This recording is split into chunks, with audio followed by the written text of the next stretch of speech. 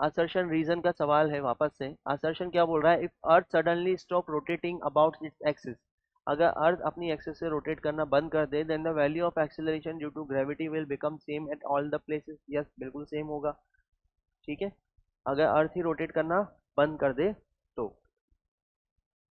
ठीक, क्यों? क्योंकि हम जानते हैं कि अगर अर्थ की रोटेशन की वजह से, अर्थ की रोटेशन की वजह से, मैं यहाँ बना रहा हूँ डायग्राम, ये अर्थ है, ये हमारा अर्थ का सेंटर है और ये है इक्वेटर लाइन, और अगर हम यहाँ पर है एंगल थीटा पर, इस पॉइंट पर, पॉइंट पी, तो जी एट पॉइंट पी अर्थ की रोटेशन की वजह से, अगर अर्थ यहाँ पर ओमेगा से घूम रही है, तो इसकी वजह से जो ग्रेविटेशनल फील्ड की इंटेंसिटी आती है वो आती है जी नॉट, यानी कि जी नॉट क्या है यहाँ, gravitational field at surface of the earth, g naught minus r omega square cos square theta, और आर क्या है यहाँ पर, रेडियस ऑफ द अर्थ।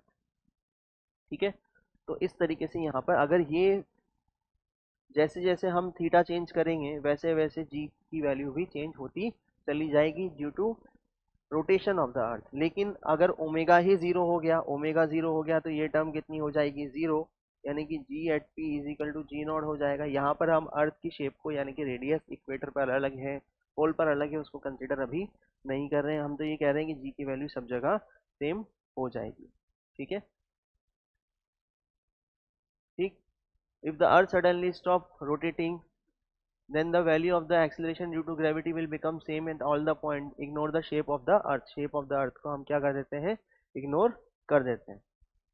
तो यहाँ पर assertion क्या है, करेक्ट है। उसने बोला है शेप ऑफ द अर्थ को क्या करना है, नेग्लेक्ट करना है, यानी कि रेडियस का हमें अलग अलग पॉइंट्स पर अलग अलग रेडियस का ध्यान नहीं देना।